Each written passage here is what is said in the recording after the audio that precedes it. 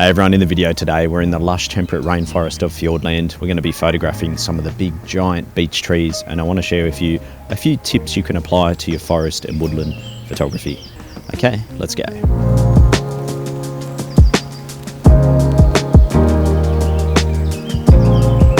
Now the first thing that you're probably going to find when you come out to photograph the woodlands or a forest is that it can be quite overwhelming. It's a lot of chaos really at the end of the day, and it's unlike other parts of landscape photography where we often will have a clearly defined main subject matter, think a sea stack or a mountain. When you get into the forest, it's just an absolute bombardment of different shapes and various subjects. So the challenge really comes down to, well, how do we find that main subject? So the first thing I want to really recommend is try starting out with your mid-range lens. Don't go straight to the wide. The problem with the wide is it's obviously going to incorporate a lot of the scene. That's really hard to pull off when it comes to the forest. If you start off with the mid-range, what that will allow you to do is zone in and isolate specific areas and really simplify and just clean up that whole environment.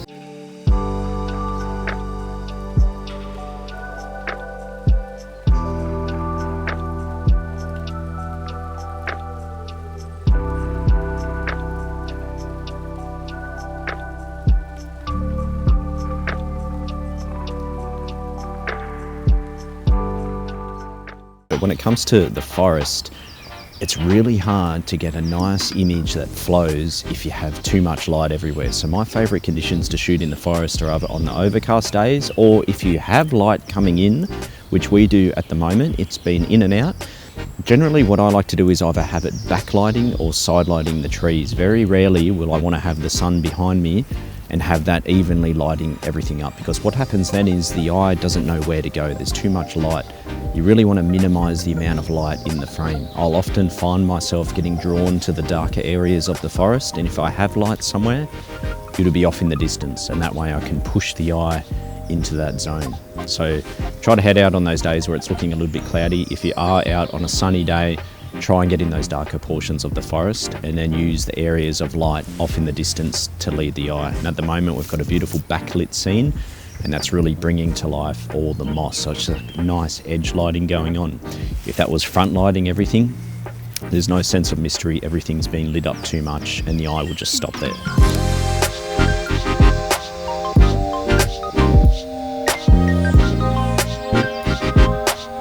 Whenever I find a main subject, you know, that big tree that just seems to stand out for the rest, my next process is then saying, okay, well, where's the framing? How am I piecing that together so the eye really zones in on that main subject matter?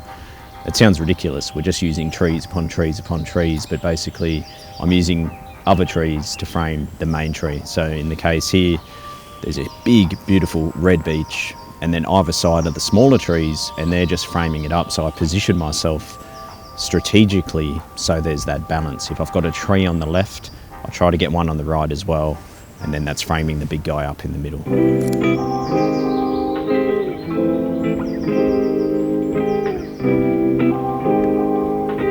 All right, next tip, separation.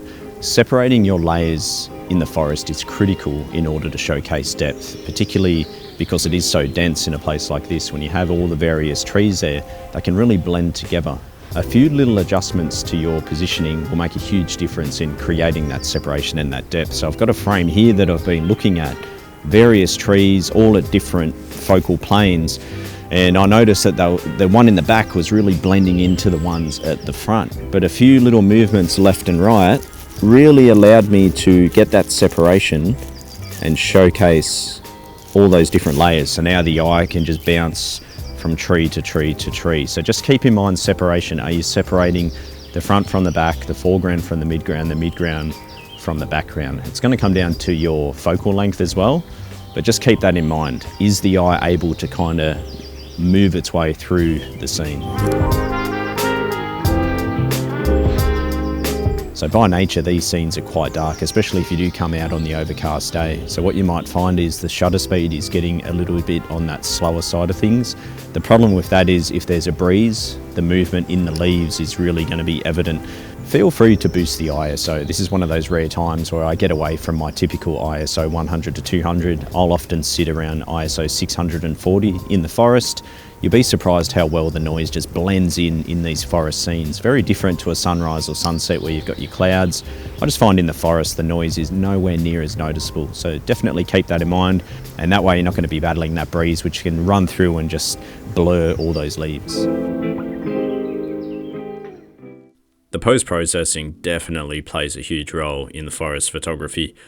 The raws often just come out quite flat, and one of the main things that I like to do is create some separation between all the layers. For example, over here, we've got our main tree in the front, in the middle, and then off to the side there's a nice trunk, but look in the distance, all that chaos back there, and everything starts to blend in. So one of the things I like to do is create some separation through tonal adjustments. Now this is raw, it hasn't been processed whatsoever. We'll do a very, very quick little run through on this. First thing I'll often do on these forest scenes is just dial the tint across into the green a little bit more. Sometimes by nature they can be quite warm. So for this one, you know, maybe I'd go back here. Another factor is just the temperature as well, dialing that into the left. It's all subjective, you know, whatever you want to run with. Something like that. I might just crop this in just slightly. That portion of the sky up the top there is just driving me crazy. Something like that. Now, the profile, if you chuck this on landscape, bang, it just gives a nice punch to the colors there and brings it back to life. It is tricky, I've got to admit, these forest ones. It's easy to kind of go overboard without even realizing or meaning to. So I think it's important, as I always say, is to, you know, do a few passes over it, let it marinate, come back, keep checking on it. Let me get to the diffusion I was talking about anyway. So I just pull up the shadows, bring the highlights down a little bit, just trying to flatten out the light a touch. So how are we going to make our tree in the front here and some of these main trunks stand out? Well, we're going to work on the background behind them. What I'll do is I'll often decrease, so rehaze, which it's adjusting contrast, mid-tone contrast basically. So let's rehaze. We'll also reduce clarity, and I'll probably go a bit heavier on these than normal just for the sake of the lesson, so you can see what's going on. So I'm just going to hit in there, run through here, and we might have to dial it up a little bit more. But the whole point of doing this is to basically quieten down all that chaos back there, make it not so distracting. Now I'm going to just really amplify that so you can see what's going on and reduce the clarity even more, about there. Then the guys in the front, if you want, I'll bring up the whites on them, which will just boost any natural luminance just gently, and then maybe some texture.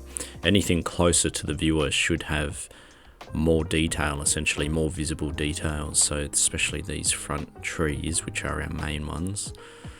So now you've got everything in the background essentially having a diffusion applied, you know, it's less contrast, it's softer. Anything in the front now is almost the opposite. Let's just go back to our first, so this is for the background. Might even raise the blacks up, and this also will help it look a little bit further away. See that through there? And now we get the illusion a little bit that there's more separation happening between all the individual layers.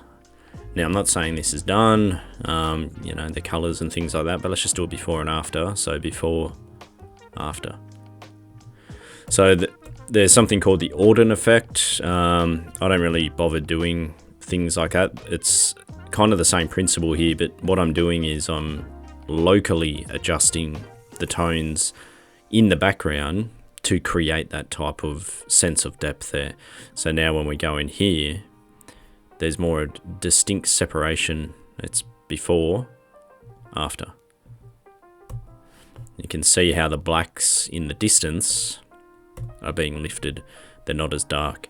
So keep that in mind in your forest photography. It really does help just by doing that. So I just use the adjustment brush, as you could see. It doesn't matter if you're in Lightroom or like I am in Photoshop here in ACR, same thing.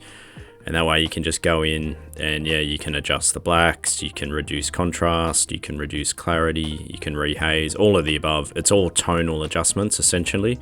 And what that's doing is just creating the illusion of depth, because you've probably heard me say this before, but that's just how it works in nature. Anything further away, it's called the aerial perspective. So anything further away now will have essentially less saturation and less contrast. And that's what the painters call value, or essentially tones, you know, the tonal range. So keep that in mind with your forest photography, guys. Hope these tips helped you. As always, if you have any questions, just leave them below and I'll get back to you, and hopefully I'll see you in the next video. Cheers.